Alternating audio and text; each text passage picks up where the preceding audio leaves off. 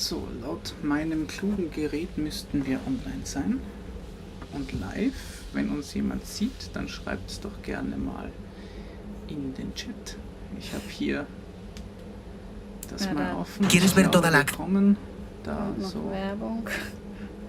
YouTube macht bei unserem Livestream Werbung für unseren Livestream. Sehr gut. Ja, ich glaube, wir sind online. Hola Vanessa.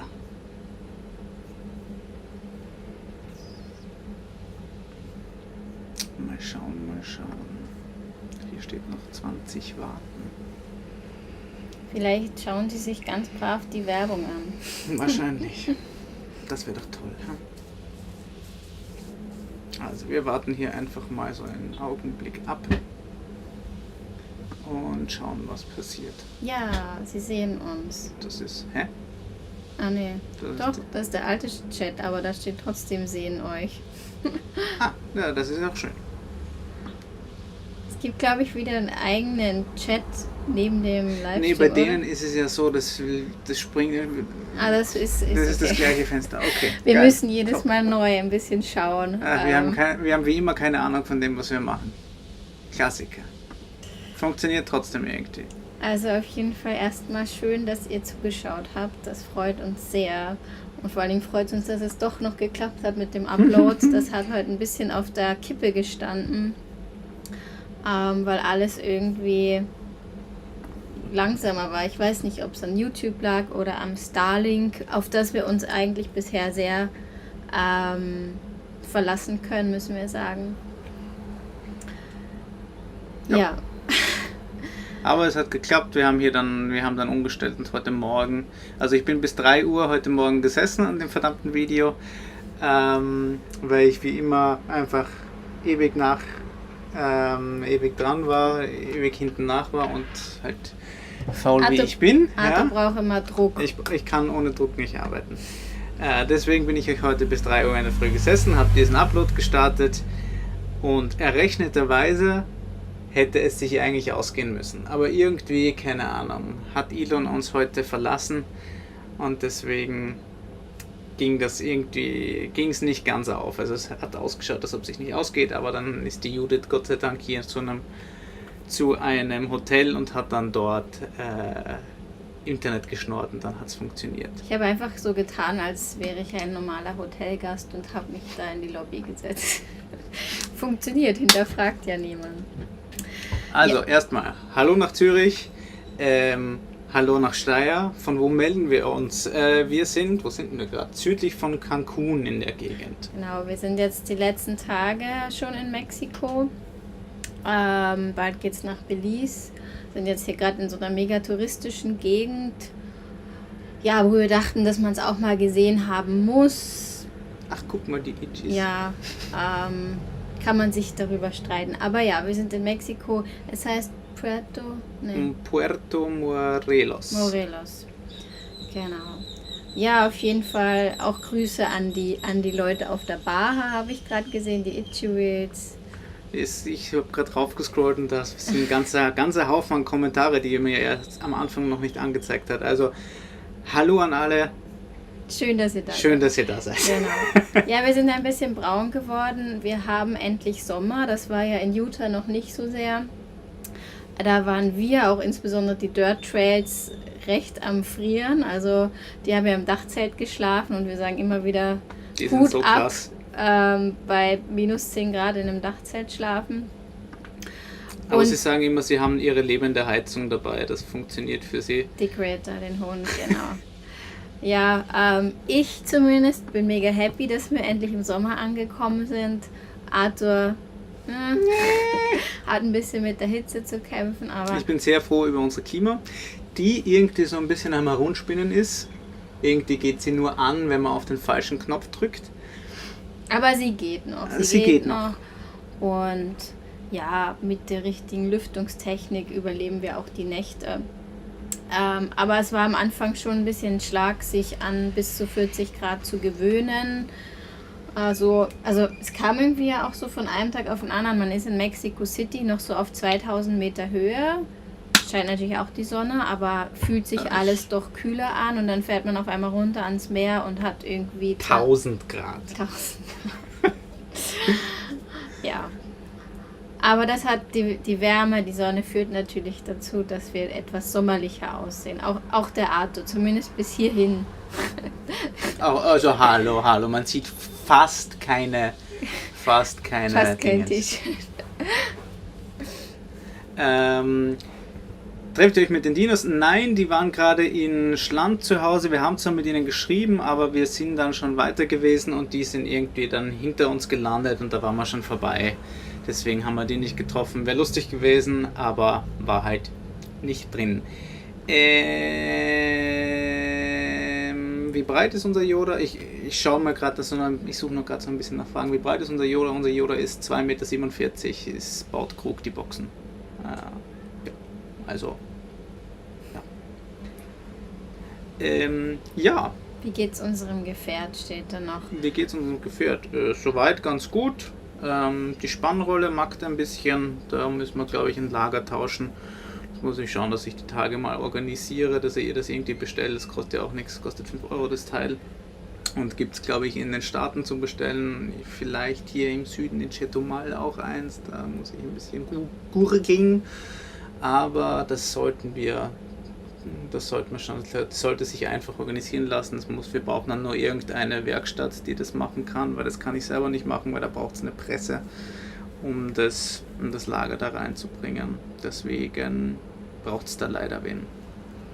Aber sonst läuft da eigentlich. Sind eigentlich sehr zufrieden. Solange die beiden Klimaanlagen laufen, bist du auch zufrieden. Aber machen die noch? Es sind so ein paar Kleinigkeiten, aber es ist halt ein altes Auto. Ja. Also wir haben so ein Klackern in der Lenkung seit Jahr und Tag. Irgendwann nach Utah kam das. Ob das vielleicht mit dem Gebrauch in Utah zu tun hatte, man könnte es erahnen, aber es sind auf jeden Fall keine großen Probleme, nichts, was uns irgendwie am Fahren hindert. Dinge, die gemacht werden müssen auf die Dauer, aber ja, so ist das halt, wenn man den Karren ordentlich benutzt, dann geht der Karren halt auch mal kaputt. Also zumindest so Kleinigkeiten. Ja, aber solange wir nicht festsitzen und wir fahren können, sind wir zufrieden, oder? Ja. Hallo Herr Martin B., liebe Grüße in die Heimat. Wo haben wir die Skills? Ja, keine Ahnung. Ich habe fotografiert während dem Studium, habe mir da so ein bisschen Kohle dazu verdient. Das heißt, ich war schon so ein bisschen mit Foto unterwegs und habe mir das halt einfach für die Reise angeeignet, weil ich einfach Bock drauf hatte, das zu machen. Ja, das auf YouTube im Endeffekt. Ja. Und dann war er ein guter Lehrer, mir gegenüber mir vieles beizubringen, was das Filmen anbelangt. Also so ist eigentlich meistens eher die Aufteilung. Ich filme und du machst dann was draus. Meine Drohnen-Skills haben sich auch mit Learning by Doing etwas verbessert. Also ich muss sagen, am Anfang hatte ich das Gefühl, Drohne fliegen war so gar nicht meins. Beim Fahren und 2 Steuerknüppel und ich bin nicht geübt mit so Controllern. Also ich habe nie irgendwie Playstation gespielt und dann gingen sie immer hoch, wenn ich eigentlich nach vorne wollte und andersrum, aber das hat man davon, wenn man keine Computerspiele spielt. Ja? Ich habe einfach viel Praxis gebraucht und jetzt mittlerweile geht's. Aber es wird. Ja. Haben wir geplant, weiter nach Feuerland zu fahren? Ja, haben wir geplant. Auch und durch Mittelamerika wollen wir fahren. Sind wir auch gerade unterwegs hin. Kotzt uns nur gerade ein wenig an, weil... Also nein, Mittelamerika nicht, aber der Plan ist gerade so ein bisschen am Ankotzen, weil wir das halt machen wollen. Aber es gibt genau eine Möglichkeit oder 2 Möglichkeiten, aber im Grunde nicht wirklich, von Panama nach Kolumbien zu kommen, per Schiff, weil da kann man ja nicht fahren durch den Darien Gap. Und das ist so unverschämt teuer, diese Verschiffung, dass man einfach, das war schon fast schon wieder so eine Prinzipsache, wo ich sage, es kotzt mich einfach so an, dass wir schon kurz überlegt haben, ob wir nicht wieder hochfahren, aber irgendwie wollen wir das halt irgendwie trotzdem nicht machen, weil wir gesagt haben, wir machen die Panam, aber wir haben ja verschifft von Hamburg nach Halifax und das hat 3 Wochen gedauert, dieses Verschiffen, und hat uns gekostet 6.400 €, was unfassbar viel Kohle ist. Und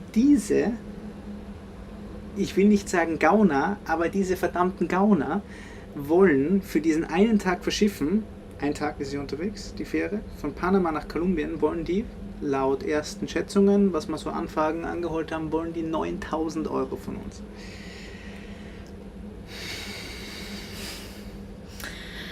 Ja, der Hass ist groß. Da habe ich, glaube ich, vor 3 Wochen ungefähr mal die erste Anfrage geschickt. Also wir haben uns schon länger mal damit beschäftigt, welche Unternehmen gibt es und so. Und die Unternehmen, die es anbieten können, an und für sich nichts für die Preise. Es ist wirklich die Reederei selber, weil die Verschiffung wirklich den größten Batzen ausmacht. Ja, es ist wahrscheinlich einfach ein Monopol. Sie wissen, die Leute nutzen es oder ja, sind dann darauf angewiesen, wenn sie weiter wollen und sind da einfach... Ja, ich will jetzt gar nicht zu sehr schimpfen. Ich meine, vielleicht kann man auch sagen, sie haben es recht dazu, ich weiß es nicht. Aber für uns war es auf jeden Fall ein Wummer, weil man mit dem Geld natürlich auch richtig viel anderes machen kann oder auch länger eben reisen kann. Und kurz eben, wie Arthur sagt, haben wir überlegt, okay, dann nicht, dann wieder hoch. Aber es fühlt sich dann, wir haben nach ein paar Tagen gemerkt, es fühlt sich nach Nicht-Erfüllung des Wunsches nach Plan an. Es wäre dann irgendwie so eine halbe Sache und das wäre irgendwie schade. Ist lästig. Das macht nämlich einen ordentlichen Brenner im Budget, den wir eigentlich so nicht geplant hatten, sagen wir mal so. Genau. So. Erstmal hochscrollen, damit wir ein bisschen nachkommen. Koordinaten vom Lagerfeuerplatz. Können wir schauen, ob wir das finden. Schreib uns doch eine E-Mail. Es wird ein bisschen dauern, bis wir das haben und so. Musikinspiration, Bauchgefühl. Ich lade mir halt ein paar Lieder runter und dann schaue ich einfach. Also der Prozess ist ich habe einen ganzen Haufen Lieder runtergeladen und dann schaue ich mir das Video an, schaue, was so als nächstes bald mal kommt in dem Video und was ich für eine Stimmung für das haben will und klatsche dann ein Lied hin und schneide auf das Lied dann drauf. Also das ist so mein Prozess. Ja. Crewkabine, ganz großes Thema, kann man später nochmal kurz zurückkommen. Wir machen nur mal die anderen schnell, damit wir es abgehandelt haben. Stromverbrauch, kommen wir gut zurecht. Sobald man fährt, wenn man reist und unterwegs ist, dann zieht man über die Lichtmaschine so viel rein, dass man eigentlich immer voll ist. Wir haben die Klimaanlage auch nicht durchgängig laufen. Muss man auch sagen, nachts haben wir sie zum Beispiel nicht an. Einmal haben wir es, glaube ich, mal gehabt. Aber für gewöhnlich haben wir sie am Tag ein bisschen an. Wir versuchen es natürlich mit Luftaustausch kühl zu halten. Aber der Vorteil ist, wenn die Sonne richtig gut scheint, dann verbraucht die Klimaanlage und mit allem drum und dran weniger, als wir Solar reinladen. Also wir kommen eigentlich total gut zurecht. Ja. Wir haben ein Auge drauf, aber ich weiß nicht, wir waren jetzt die letzten Tage nie unter 70% oder so. Ja. Also groß genug dimensionierenden Strom, dann geht das auch relativ gut. Also wie gesagt, für uns zahlt sich's aus. Also die meisten Leute schauen sich ja nach einem Schattenplatz um. Für uns zahlt sich's eher aus. Ich stelle mich in die brennende Sonne, die mir halt gleichzeitig den Solar lädt und lasse die Klimaanlage laufen. Das macht für uns von dem her einfach mehr Sinn, weil die Kabine kühler bleibt, als wenn ich sie in den Schatten stelle. Es ist eine kleine Anmerkung noch dazu, gerade auch nicht nur das kühler bleiben, sondern auch, dass die Luft hier drin ein bisschen trockener wird oder die Feuchtigkeit rauszieht. Das ist ein Riesenvorteil. Weil wir haben, weiß ich nicht, jetzt seit 2 Wochen ist es draußen immer 70-80% Luftfeuchtigkeit und dementsprechend hier drin auch. Die Bettwäsche wird feucht, da muss man fast so aufpassen, dass man eben das auch mal rauskriegt, dass wir jetzt keine Schimmelbildung oder sowas haben. Ja. Wie viel Zeit investiert ihr in das Editing? Kommt auf das Video an. Also wenn mich die Motivation packt, mehr, wenn mich die Motivation weniger packt, weniger. Also das jetzt war wieder ein bisschen aufwendiger, wobei ich eigentlich noch gerne mehr gemacht hätte, aber ich habe jetzt einfach gesagt, das Video muss jetzt raus. Darum bin ich dann am Ende so ein bisschen schlampiger geworden, muss man ehrlicherweise sagen. Ja, das kannst du jetzt so, glaube ich, nicht nennen. Ja, trotzdem. Aber ich würde mal sagen, so ein Video braucht so im Schnitt, so ein normales Durchschnittsvideo braucht so 15 bis 20 Stunden die Woche. Und das jetzt dementsprechend, weil es Und das doppelt so lang dementsprechend war, das Doppelte, doppelt so viel, ja. Nutzt ihr das Motorrad noch? Zurzeit nicht, weil wir es zurzeit auch nicht brauchen, aber wir sind halt auch jetzt in Mexiko immer wieder ganz gut, unerwartet gut durchgekommen, würde ich mal sagen. Aber Zentralamerika wird jetzt sicher wieder zum Einsatz kommen, ja. Wir fahren jetzt ja auch, also wir müssen jetzt nicht in jedes kleinste Dorf. Wir nehmen dann halt die Hauptstraßen, parken da und erkunden das dann zu Fuß. Beziehungsweise haben wir halt auch jetzt mittlerweile so viele Orte, Städte, Dörfer gesehen, dass es auch mal okay ist, wenn man nicht überall reinfährt. Wir haben ein Auge auf die Kabel. Einmal musste ich mal eins hochheben, aber es war bisher. Wir haben 3 oder 4 Mal eingefädelt, einmal haben wir es drüber gehoben und sonst sind wir halt zurückgefahren. Ja. Aber wir glauben, dass es wahrscheinlich noch kommt, dass wir es mehr nutzen. Ja. Vielen Dank für die ganzen netten Kommentare, freut uns sehr. Sam Mars, thank you very much again. As per usual, you don't need to, but we really appreciated it. Habt ihr Anteile an der Fähre? Ja, ich habe auch schon gesagt, wenn man klug ist, dann kauft man sich irgendeine alte, ausrangierte Fähre irgendwie aus Kanada, schippert die runter und macht sein eigenes Fährunternehmen auf. Also, wir machen jetzt hier ein Crowdfunding. Ihr dürft jetzt alle zusammenlegen und wir besorgen irgendwo jetzt eine Fähre und schippern uns da selber rüber und dann machen wir ein Fährunternehmen auf. Ach ja. Früher verschiffen, nein, ist leider nicht möglich. Wir sind insofern gebunden, weil auch Judiths Schwester mal auf Besuch kommt im Mai. Und das wollen wir halt noch, da sind wir noch bis dahin in Zentralamerika. Aber die Preise sind eher einfach nur am Steigen als am Fallen. Das heißt, später spielt es uns auch nicht. Daniel, auch dir vielen herzlichen Dank für den Kommentar und die Spende. Wie ist es mit Sicherheit in Mexiko? Spannende Frage. Bis vor 4-5 Tagen hätte ich gesagt, überhaupt kein Problem. Jetzt sind wir halt hier im Bundesstaat Cancún und das ist halt so die Touri-Hochburg und um die Touri-Hochburg prügeln sich halt die Kartelle. Wir waren in Tulum vor ein paar Tagen und haben da auf einem Stellplatz gestanden, das war auch sicher und alles drum und dran, aber irgendwie sind dann plötzlich da so ein Haufen Rettungen vorbeigeballert. Und dann haben wir so gegoogelt und dann sind wir drauf gekommen, ja, da sind jetzt schon irgendwie seit Anfang des Jahres so ein paar Kartellleute über den Haufen geschossen worden. Passiert einem als Touri eigentlich nichts, ja, weil die haben ja kein Interesse daran, die Touris über den Haufen zu ballern, weil sie ja von dem Tourismus leben. Die prügeln sich nur eigentlich um ihren Anteil an diesen Touristen. Aber wenn man halt als Tourist zur falschen Zeit am falschen Ort ist, dann kann es einem halt auch erwischen. In 2019 ist hier eine deutsche Touristin in den Haufen geschossen worden, einfach weil sie halt zur falschen Zeit am falschen Ort war. Nichtsdestotrotz, wir fühlen uns trotzdem weiterhin eigentlich nicht unsicher. Wie gesagt, es hat eigentlich keiner ein Interesse daran, uns über den Haufen zu schießen. Aber, also sagen wir es so, ja, wir fühlen uns sicherer, als man jetzt vielleicht vorher so denkt, weil ja immer alle sagen, Mexiko ist so unsicher.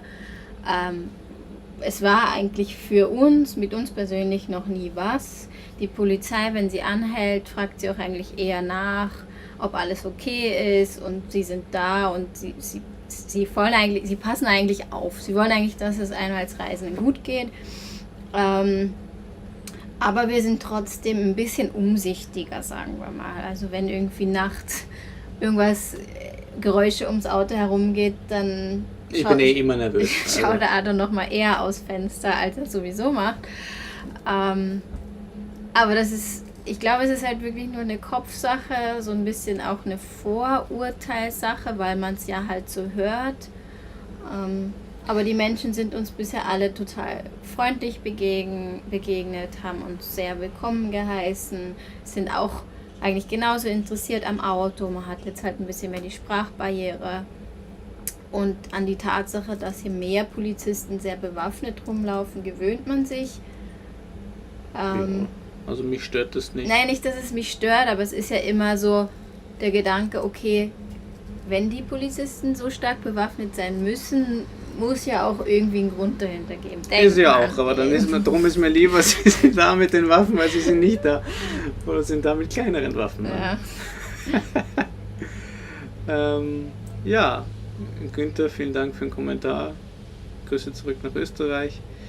Was hattet ihr für die Überfahrt kalkuliert als Budget? Wir hatten eigentlich kalkuliert, das gleiche, weil wir gehört haben, dass es sauteuer ist, hatten wir das gleiche kalkuliert, was wir für die Verschiffung kalkuliert haben. Also wir haben gehört, es kostet ungefähr das gleiche wie die Verschiffung von, also das gleiche kalkuliert, was die Verschiffung gekostet hat, Ja. super. Was die Verschiffung von Hamburg nach Halifax gekostet hat. Also das Also war einfach, das, was wir gehört haben, was es heißt- kostet das gleiche. Was heißt kalkuliert? Wir waren darauf eingestellt, Ja. sagen wir es mal so. Ja. Ja. Kacke.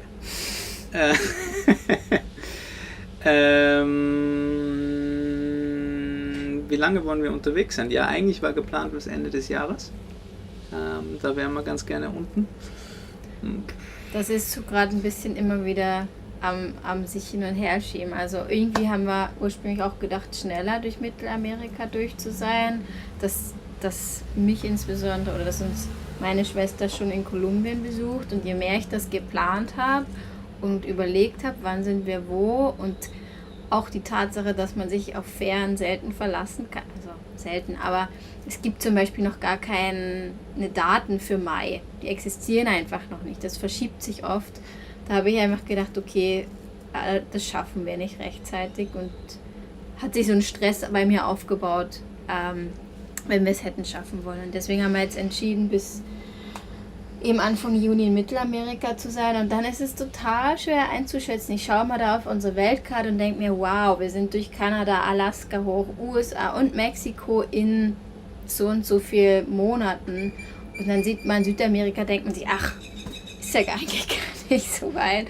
Aber die Straßenverhältnisse sind da halt anders. Man fährt dann vielleicht halt doch mal in die Berge und wieder ins Meer und in die Berge und wieder ins Meer.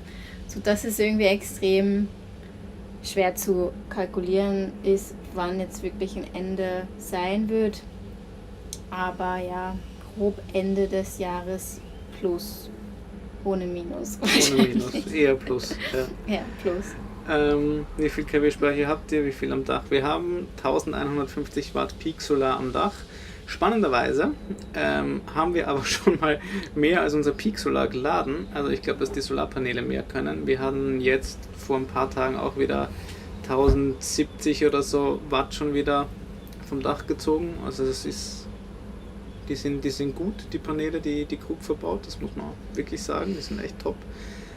Und wir haben 600 Ampere Lithium bei 24 Volt.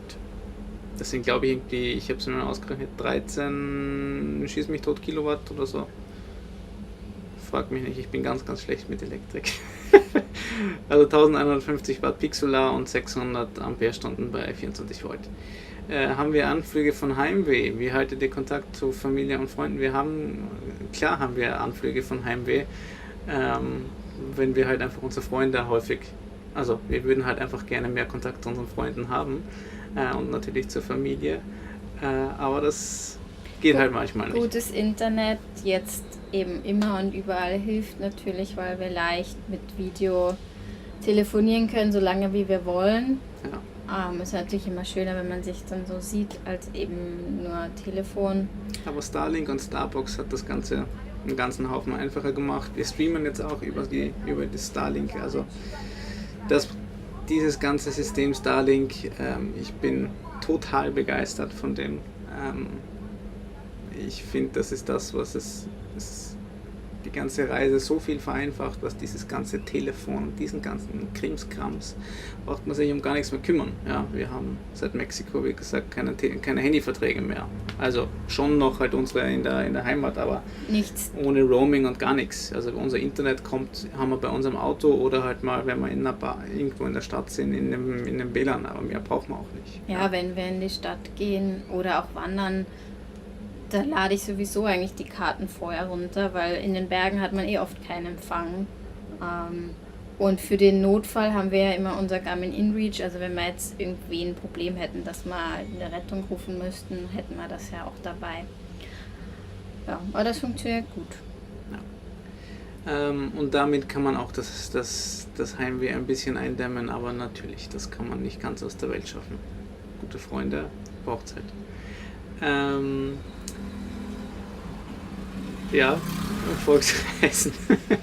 Grüße zurück in die Schweiz. Ja, eben. Also wie gesagt, wir legen einfach für die Fähre zusammen und dürft ihr die weiter benutzen. Aber mal so eine Sache für alle die das jetzt nicht unbedingt mit einem also falls wer von euch so eine Reise plant und es vielleicht gar nicht unbedingt mit einem Fahrzeug macht, an dem sie so hängen, ja, vielleicht ja auch was Kleineres, was Simples, keine Ahnung, was ich jetzt auch von Leuten gehört haben, die fahren bis nach Panama, verkaufen da dann das Fahrzeug und kaufen sich quasi in Kolumbien wieder ein anderes. Also klar, das muss man dann gut organisieren und so, aber ist vielleicht wirklich günstiger als verschiffen. Ja. Aber eben, das kommt eigentlich nur in Frage, wenn man jetzt nicht speziell an einem Fahrzeug hängt. Wenn man schon was hat oder so. Wenn man sich überlegt, dann kann man ja auch einfach, man sagt, man fliegt in die Staaten, kauft sich da einen Camper, fährt mit dem bis Panama, checkt den unten, fliegt nach Kolumbien, kauft sich dort wieder was, fährt weiter. Möglich. Ja, und verkauft vielleicht auch in Südamerika wieder. Ja. Dann hat man wirklich wie 3 Fähren, die man nicht bezahlen muss. Und das ist eine ganze Menge Geld. Kommt ihr mal in Izamal vorbei. Wo ist Izamal?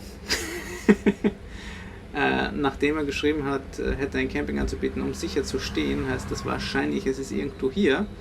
Vielen Dank auf jeden Fall fürs Angebot. Wir sind aber wahrscheinlich nicht mehr, also wir sind jetzt nicht mehr allzu lange in Mexiko. Also noch so 4-5 Tage. 4-5 Tage, dann geht es wahrscheinlich nach Belize. Tom, schön, dass ihr dir gefallen, freut uns, vielen Dank. Thomas, über welchen Kanal sprecht ihr mit euren Reisefreunden? Zum Beispiel lasst uns gemeinsam dort... Gute Frage. Eigentlich Instagram, würde ich sagen. Unterschiedlich, würde ich sagen. Also von manchen, mit denen wir schon halt Kontakt hatten, weil wir sie schon kennengelernt haben, haben wir natürlich auch Telefonnummern ausgetauscht und so weiter. Ja. Dann halt über Signal oder WhatsApp oder Schieß mich tot. Aber ursprünglich kriegt man natürlich meist so mit, jeder postet so ein bisschen seine Stories, er ist gerade da und dann merkt man, wir sind ja gar nicht so weit weg, lass uns doch treffen. Und ja, so findet man sich dann. Ja. Aber viel über Instagram tatsächlich. Peter, vielen herzlichen Dank. Bald können wir uns die Fähre leisten. Ja. Tom, schönen Abend noch. Herzlichen Dank für die tollen Videos. Freut uns, dass sie euch gefallen. Hallo Jens, schön dich auch im Live-Chat zu sehen. Wo geht's hin, Jens? Wo fährst du hin mit dem Sprinter? Habt ihr manchmal Probleme, dass Yola zu groß ist? Ja. Ist so. Jedes Fahrzeug hat Vor- und Nachteile. Aber du sagst jetzt so schnell ja, ich finde, die Male, wo wir jetzt wirklich umgedreht haben, weil es irgendwie ging, lässt sich an einer Hand abzählen. Das ist so, aber es gibt sie. Es gab sie auch in Europa schon.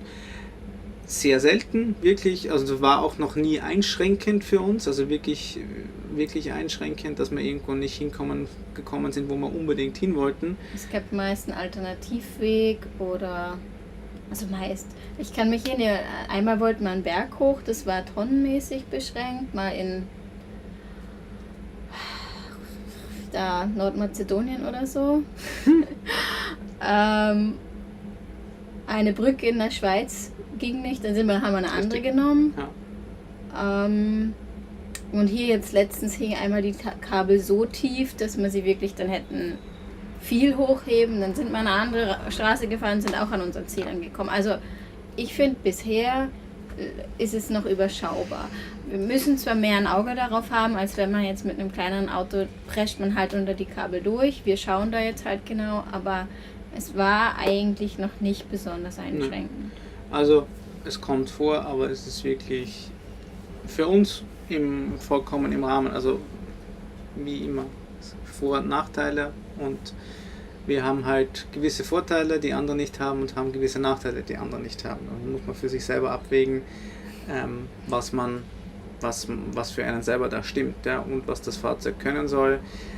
Für Nordamerika war der LKW fantastisch, für Mittel- und Südamerika wird es sicher weniger praktisch werden, für Zentralasien wird er wieder super geil werden. Also, aber ein Vorteil auch in Mittel- und Südamerika oder in den Ländern, wo man sich vielleicht ein bisschen mehr Gedanken über Sicherheit macht, fühlen wir uns, oder habe ich das Gefühl, mich hier in dieser Wohnkabine doch immer auch wohler und sicherer zu fühlen, als wenn man so ebenerdig ist und Fenster, die man jetzt eventuell beim Vorbeigehen wie einschlagen könnte. An unsere Fenster kommt keiner ran, an unsere Tür kommt keiner ran.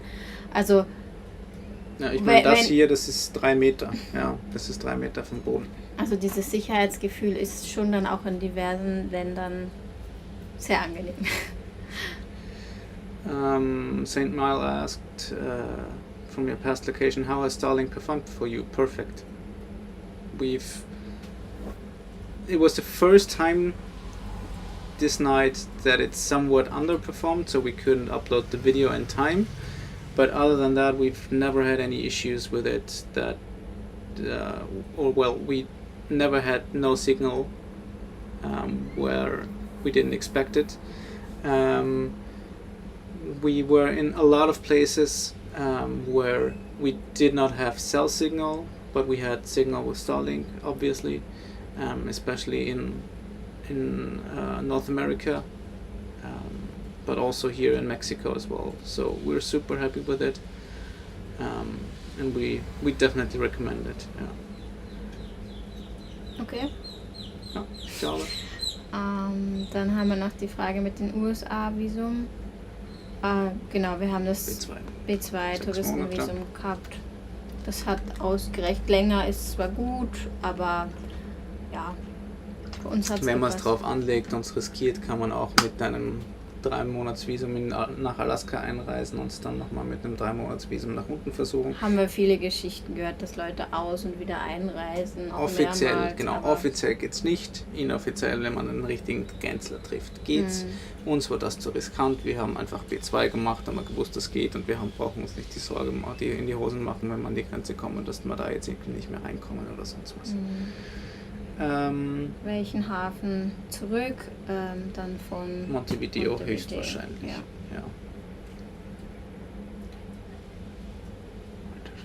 Ja. Okay, lass mich mal schauen, wo jetzt bin ich irgendwie gesprungen. Faszinierend, wie diese Technik das alles ermöglicht.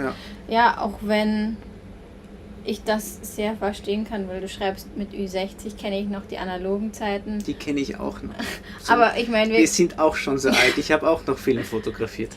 Aber wir kennen es weniger und trotzdem muss ich auch sagen, ich bin selber immer wieder total fasziniert, dass das ist total irre. Dass das jetzt über Satelliten geht, die im All herumfliegen. Das ist eigentlich komplett Banane. Vor allem in welcher Zeit einfach das von da nach oben, nach unten quer durch den... Irre. Gute Freunde finden sich auf der Reise auch, das stimmt. Ja, Jens, viel Spaß auf der Abenteuer Allrad. Grüß den Stefan von uns. Habt ihr Kontakt zu Natives in Kolumbien? Nein, haben wir nicht. Wenn jemand Kontakt hat nach Kolumbien, gerne her damit. Ich glaube aber auch nicht, dass das helfen würde. Wir müssten, glaube ich, jemanden vom Schiff kennen. Ja. Mirko, cooler Plan. Genauso, ja, wir haben es auch im Endeffekt so gemacht. Wir haben ihn auch so bauen lassen, wie er für uns passt und auf unsere Bedürfnisse zugeschnitten ist. Und die sehen für jeden anders aus. Wir haben ihn auch größer gebaut, als wir ihn gemacht hätten, wenn wir ihn nur zu zweit benutzen würden. Aber wir haben halt einfach die Kohle einmal für einen LKW und nicht zweimal. Und deswegen haben wir ihn zukunftssicher für Kids gebaut. Deswegen ist er jetzt schon so groß. Bräuchte man eigentlich nicht. Und unserer Meinung nach, so ein großes Fahrzeug ist natürlich cool, es zu haben. Der Platz ist praktisch, aber ist natürlich auch unpraktisch wieder, wie schon vorher gesagt. Wenn alle zusammenlegen, warum nicht? Ja, einfach alle zusammenlegen. Wir kaufen uns eine Fähre, Leute. Wie viele Kilometer habt ihr schon gefahren? Wie viele Reifen? Da wurden 2-3 Mal bei Nachfragen haben alle gesagt, dass sie nicht das nötige Zeug dafür da haben. Aber wir hoffen jetzt vielleicht einfach auf eines der nächsten 7 Länder in Mittelamerika, dass es da irgendwo wen gibt. Es eilt noch ja nicht so sehr, also es brennt noch nicht komplett, aber es wäre gut, wenn wir die jetzt bald nachschneiden lassen. Also es gehört mal gemacht, ja. Also die Rille in der Mitte ist halt einfach weg, ja. Aber der Reifen rollt. Und es hat noch sehr viel Platz. Ja, nach Island, saucoole Reise, steht bei uns auch noch auf der Liste. Bergfeuer. Vielen, vielen Dank für Bist die du wahnsinnig? Unterstützung. Sau cool, vielen Dank. Also echt, das ist echt mal eine Ansage. Vielen herzlichen Dank. Wie gesagt, wir sind wahnsinnig dankbar über sowas. Es bräuchte es wirklich nicht. Aber wir freuen uns natürlich wahnsinnig über sowas. Echt. Merci vielmals. Mega Content und Witz, ja, freut uns. Wie gesagt, wir haben mit diesen Videos ja eigentlich, also es gibt ja unterschiedliche Gründe, warum man YouTube machen möchte. Ich habe immer große Sorge davor gehabt, dass mich irgendjemand so in diese Kategorie Influencer steckt. Also da habe ich ja überhaupt keinen Bock. Für uns war der Grund, warum wir Videos machen, einfach der, dass wir halt mitunter auf diese Reise gekommen sind und auf diese Reise gegangen sind, weil wir die Videos von anderen angeschaut haben. Das war halt irgendwie inspirierend, das war cool, das war hilfreich. Und so war das eine Möglichkeit, so ein bisschen was in diese ganze Reise-Community zurückzuspielen. Und das war der Grund, warum wir mit diesem YouTube-Kanal gemacht haben. Und weil ich irgendwas zum Tun brauche, womit ich mein Hirn beschäftige. Ja. Und auch als Erinnerung für uns. Ja. Ein klein bisschen, auch als Erinnerung für uns. Ja. Was habt ihr für ein Budget pro Monat inklusive Versicherungen? Sind die Kosten in Mittel- und Südamerika tiefer? Ja. Nordamerika war sauteuer. Das kommt jetzt ja ich habe jetzt auch bei Instagram schon ein paar Mal diese Budgetfrage gehabt. Und ich sage immer als erstes, kommt drauf an, was man alles mit reinrechnet, weil es ist nicht ganz so leicht zu beantworten, weil es gibt ja Leute, die gehen auf Reisen und haben zu Hause gar keine Kosten mehr zum Beispiel. Wir sind noch krankenversichert, das Auto ist voll Kaskoversichert, das macht ja auch nicht jeder und ist auch gar nicht überall möglich, gibt glaube ich nur in der Schweiz. Ja, wir haben diverse Abos, so Netflix und Hörbücher, sowas. Aber eben, das ist so individuell, da kann man sich mehr oder weniger reduzieren. In den einzelnen Ländern wirklich direkt beim Reisen war Kanada, glaube ich, das teuerste Land, einfach auch, weil wir da am meisten gefahren sind, am meisten Diesel verbraucht haben und Diesel die größte Ausgabe ist. Dann kamen die USA und bei Mexiko haben wir jetzt quasi fast halb so viel wie in Kanada monatlich ausgegeben. Mhm. Also das ist jetzt enorm gesunken. Und dann ist auch wieder die Frage, nimmt man solche Kosten wie Verschiffung mit rein oder nicht? Wenn ich das jetzt in das monatliche Budget mit reinnehme, dann geht das jetzt natürlich ordentlich nach oben. Wenn ich das jetzt einfach mal für die Frage wie außen vor lasse, dann ist es eben auch ein anderer Wert. Aber auf jeden Fall muss man, ich glaube, ja, egal wie man jetzt reist, für Kanada und die USA schon ein ordentliches monatliches Budget. Also man kann, also ich glaube, wir haben in den USA ungefähr so 3.000, dann machen wir jetzt einfach mal so, ganz grob 3.000 Euro im Monat gehabt und jetzt haben wir in Mexiko irgendwie 1.500 im Monat. Für uns zu zweit. Exkludierend die laufenden Kosten, die wir in der Schweiz haben. Mhm. Also das, was wir wirklich hier verbrauchen, sagen wir mal so. Also ich muss ehrlich sagen, mehr als ich erwartet habe. Und das, obwohl wir, ich finde, nicht jetzt so viel ausgeben für irgendwas Spezielles. Also wir gehen ganz normal Lebensmittel einkaufen, wir verbrauchen Diesel, wir stehen fast immer, wenn möglich, gratis und frei. Also wir geben nie was für Campgrounds aus. Für Unternehmungen auch minimal. Also kommt eigentlich selten vor, dass wir jetzt irgendwie so eine Tour buchen oder so. Aber ja, Diesel, Essen reicht aus, um heutzutage viel teurer Geld auszugeben. Aber ja, das ist in Europa ja leider auch nicht so viel anders. So, wieder mal hochscrollen. Toms Vorschlag finde ich großartig. Die Lösung zu den Fairpreisen: einfach die Leitungen beim Durchfahren nicht anheben, sondern mit Schwung mitnehmen und das Kupfer dann verkaufen. Fantastische Idee. Wir werden über die Bücher gehen und uns das mal überlegen. Ja. Hello to Montreal. Bonjour und bonsoir. Und danke auch fürs positive Feedback von Boje und Tom auch. Und allen anderen. Wir können nicht alle erwähnen, aber vielen Dank euch. Wie viel Liter pro 100? Ungefähr 22 brauchen wir so im Schnitt. Ja, Mirko, cool. Was für dich stimmt für dich. Mit ATV und so weiter, coole Sache.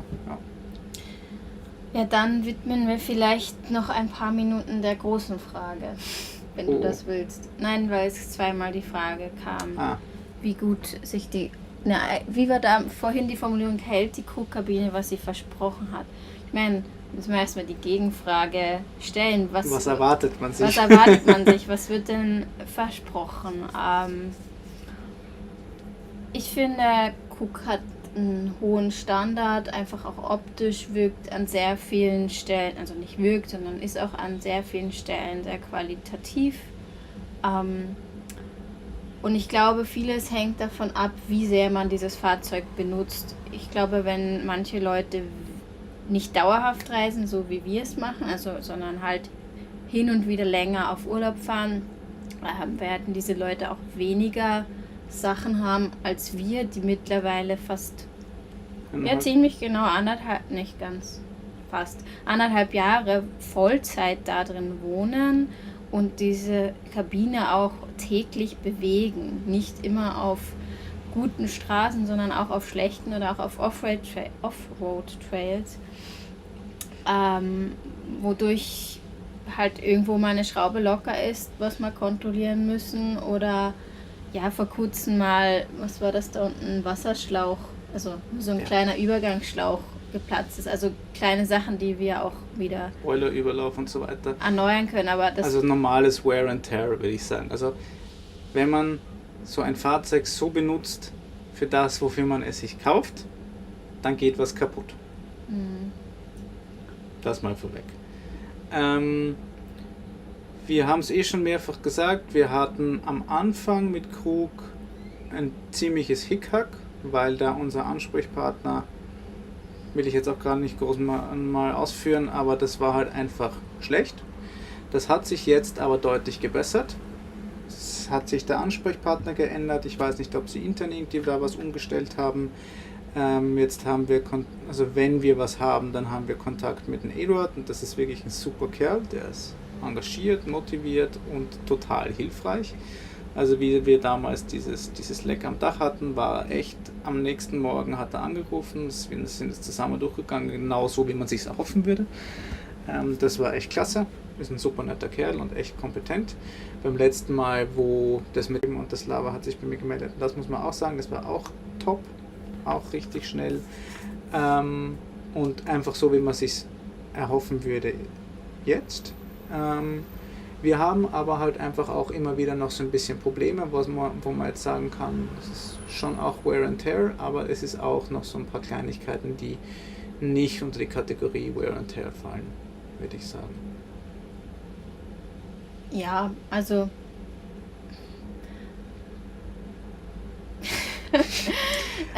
Man muss ja immer vorsichtig und politisch bleiben, dass man niemanden auf die Füße tritt.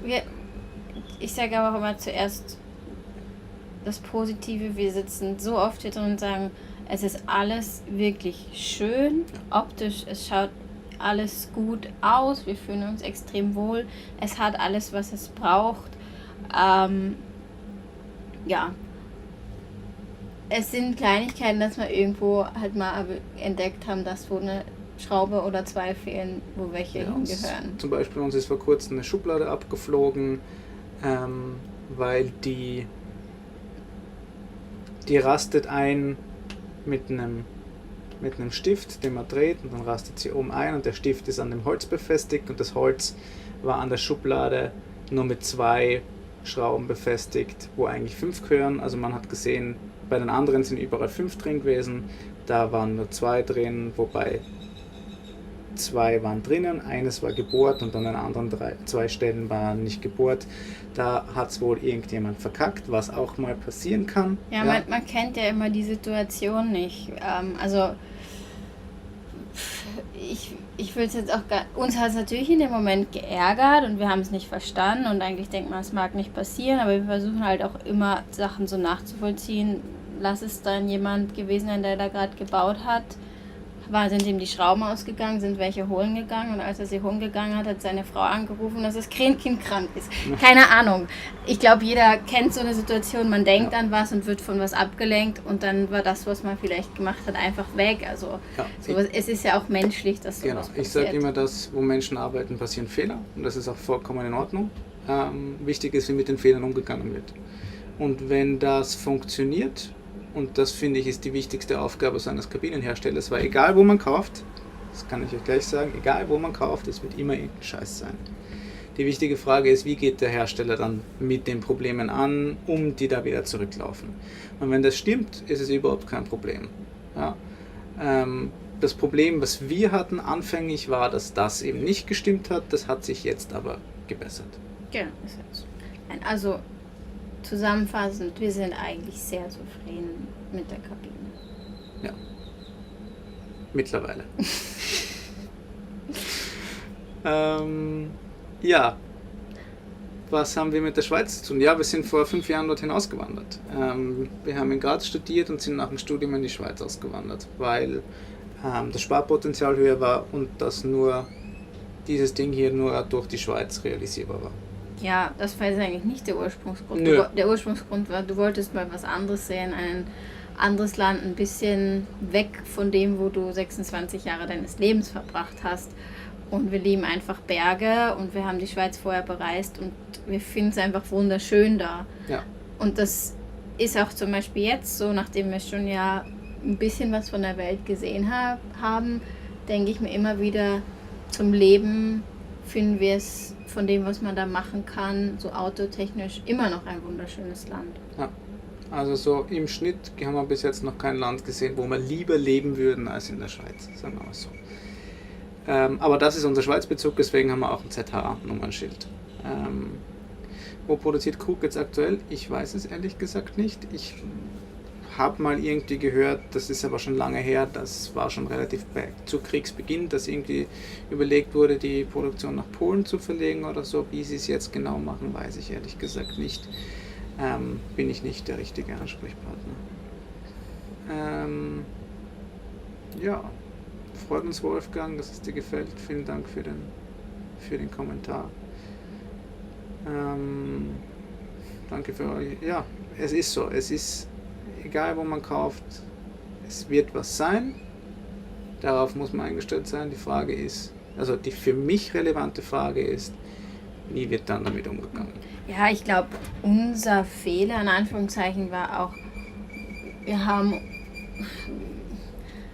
sind mit einer anderen oder vielleicht falschen Erwartung rangegangen. Wir haben halt gedacht, irgendwie, das sitzt dann erstmal alles, wenn man so eine neue Kabine kauft und haben irgendwie auch für uns nicht bedacht, eben, dass wenn man das so intensiv benutzt wie wir, dass halt auch Sachen sind und ja, dass es die Kinderkrankheiten gibt, aber mittlerweile, seitdem wir ein bisschen mehr ja auch so in dieser Szene mehrere Leuten kennen, haben wir eigentlich von allem und jeden gehört, wie gesagt, egal welcher Hersteller, auf diverse Kinderkrankheiten muss man sich einstellen.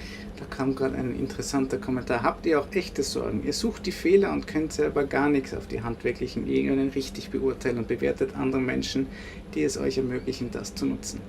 Also A, wurden wir gefragt, wie unsere Meinung dazu ist und B, habe ich die Menschen halt auch dafür bezahlt, dass ich das benutzen kann. Also klar habe ich weniger Ahnung als ein Handwerker von der ganzen Sache, aber wenn mir halt die Schublade abfliegt, dann sehe ich halt, dass die Schublade abfliegt und glaube, dass ich das auch als Fehler beurteilen kann, wenn halt nur 3 statt 5 Schrauben drinnen sind. Und eben, wir haben es ja extra sogar gerade schon so versucht zu formulieren, dass solche Fehler passieren können. Mehr können wir auch nicht sagen. Ja. Eure Videos sind toll, das freut uns. Warum ist die Musikspur dort so laut? Das ist ein Kommentar, der lustigerweise immer wieder mal kommt. Hast du East Consult, hast du das Video auf dem Fernseher geschaut oder auf dem Computer? Wir haben das nämlich ganz häufig schon gehört und das ist auch häufig so, dass Leute, die am Fernseher schauen, dann irgendwelche Audiovoreinstellungen haben und das dann irgendwie, keine Ahnung, die Audio so ein bisschen verändert, als wir sie. Musik, mir geht es um die Musik, soll leiser. Ja, leiser machen, dann hört sich vielleicht für alle die komisch an, die auf dem Computer schauen. Also es ist auch so, ich mische es natürlich auf dem Pegel ab und der Pegel schaue ich, dass er immer möglichst an -1 Dezibel dran ist, also dass er nicht auf 0 kommt, aber auf -1 und das schaut bei mir eigentlich immer relativ konstant auch auf -1 aus, also weiß nicht. Falls irgendjemand Tipps hat, gerne her damit. Wie weit südlich wollt ihr reisen? Wir würden eigentlich gern bis nach Patagonien runter, also bis nach Ushuaia. TV klappt in der Schweiz super, das ist ja schön. Das freut uns. Und vieles lauter ist. Okay, gut zu wissen. Ja, also falls irgendjemand weiß, wieso es bei uns gut klingt oder warum es bei uns richtig klingt und bei auf manchen Pegel ja stimmt. scheinbar auch. Also manche sagen ja auch, dass es stimmt, aber manche nicht. Genau, zweimal super, perfekt. Und ist schwierig, das jetzt herauszufinden, was man machen kann. Sorry. Ja, also wie gesagt. Habt ihr nur Haftpflicht? Nein, wir haben in der Schweiz noch unsere Vollkasko laufen. Die ist zwar sauteuer, aber nachdem das Fahrzeug alles ist, was wir besitzen,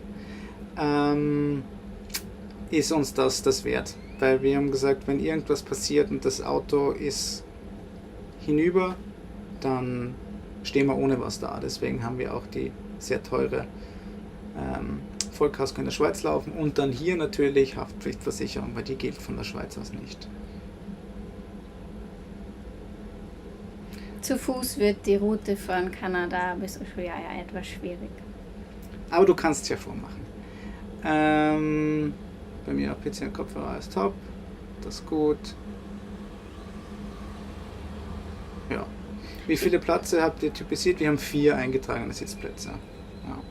Ja, und eben die Vollkasko gilt auch im Ausland. Es ist sehr speziell. Es bietet, soweit ich es von Europäern gehört habe, eben nur die Mobiliar in der Schweiz an. Sonst Es gibt in Deutschland noch irgendwie, weiß ich, dass einige aus der X-Cap-Gruppe bei Jahn und Partner sind. Kann ich nichts dazu sagen. Ich weiß nur, dass die auch irgendwie teilweise weltweit versichern, aber ich glaube nicht USA oder so. Irgendwas ist da.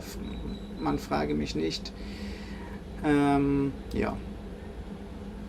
Bei uns. nur, also ich meine, das ist ja auch immer eine Frage des Geldes. Warum? Weil die Frage manchmal kommt, Vollkasko, wir haben gesagt, okay, das ist alles, was wir haben. Wenn uns dieser LKW abbrennt, dann sind wir nicht nur traurig, weil wir nichts mehr haben, sondern wir haben dann auch nichts Finanzielles mehr. Und deswegen ist es uns jetzt eher wert, da einmal für ein Jahr sozusagen eine teure Vollkasko zu zahlen, als irgendwie im Worst-Case-Szenario auf der Straße zu landen. Ja. Carnet de Passage haben wir gar nicht. Carnet braucht man nicht in den Amerikas. Auch wenn man das häufig auch hört bezüglich gewisser Länder im Süden. Auf der Panamericana braucht man kein Carnet de Passage. Was heißt teuer bezüglich Vollkasko? Wir haben es vor kurzem bezahlt, ich glaube für ein Jahr 3,5. 4 irgendwas, 4,3. Aber es ist günstiger geworden. Ja, etwas. Also 4.000. ein bisschen weniger als 4.000. Für ein Jahr. Ja, aber wie gesagt, dafür haben wir halt hier einfach Seelenruhe. Ja. Und Seelenruhe ist manchmal auch bezahlt. Gut für die Seele, logisch. Gut zu bezahlen, ja. Genau. Ich glaube, wir sind durch, wir sind hinterhergekommen mit all euren Fragen. Und wir sind froh über all eure Fragen, weil sonst hätten wir auch was nichts zum Erzählen. Und wir sind super dankbar, dass ihr alle eingeschaltet habt. Auch nochmal dankbar für die finanziellen Unterstützungen, das wissen wir sehr zu schätzen. Ja, und am meisten freuen wir uns einfach, wenn ihr wieder einschaltet, wenn das nächste Video online geht. Ja, und noch ganz kurz, weil es genug gekommen ist, laut ADAC braucht es ein Carnet für Ecuador und Peru. Ich weiß, der ACD auf die Seite legen und dann, wenn möglich und politisch möglich, ist ja jetzt auch die große Frage, dann würden wir gern in Zukunft noch die Seidenstraße angehen. Es gibt also noch was, auf was ihr euch noch weiter freuen könnt. Ja, Okay. ich glaube. Dann wünschen wir euch noch einen schönen Abend. Schön, dass ihr eingeschaltet habt. Wir freuen uns. Und wir wünschen euch eine gute Woche. Ja. Geht schlafen. Schlaft's gut. Macht's gut und bis Und bald bis zum wieder.